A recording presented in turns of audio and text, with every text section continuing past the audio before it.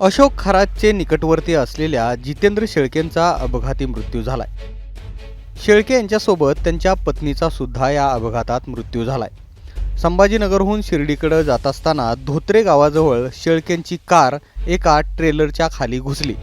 या अपघातात दोघांचा दुर्दैवी मृत्यू झालाय, तर त्यांचा मुलगा गंभीर जखमी असल्याची माहिती आहे. शेळके हे खरातचे अत्यंत विश्वासू मानले जायचे.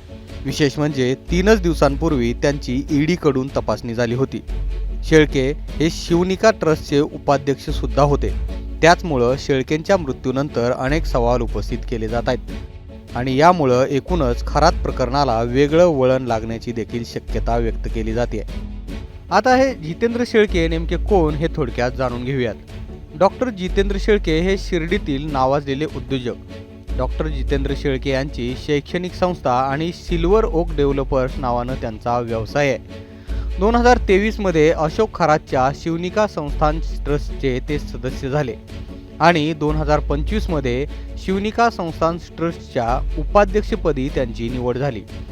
अशोक खरातच्या शिर्डीतील जमीन व्यवहार प्रकरणामध्ये शेळके हे महत्त्वाचे साक्षीदार होते. अशोक खरातच्या अटकेनंतर शिर्डी पोलिसांकडून जितेंद्र शेळकेंची चौकशी झाली होती.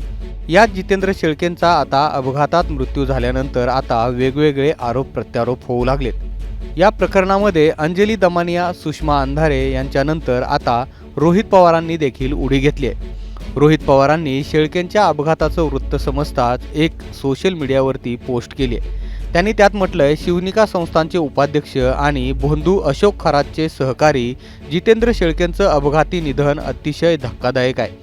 अजूनही पुढे न आलेले भोंदूचे इतर कारनामे पुढे येऊ नयेत आणि यामध्ये कुणीतरी अडचणीत येऊ नये म्हणून तर हा अपघात घडवून आणला नाही ना, अशी शंका येते.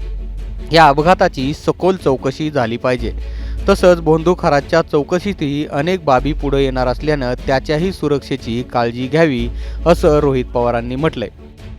एकूणच जितेंद्र शेळकेंच्या अपघाती मृत्यूनंतर आता अनेक सवाल उपस्थित होताना दिसतात. आपलं या संदर्भात काय मत आहे हे आम्हाला कमेंट बॉक्समध्ये नक्की सांगा आणि मुंबई तकला जर तुम्ही सबस्क्राईब केलं नसेल तर सबस्क्राईब करून घ्या. ब्युरो रिपोर्ट, मुंबई तक.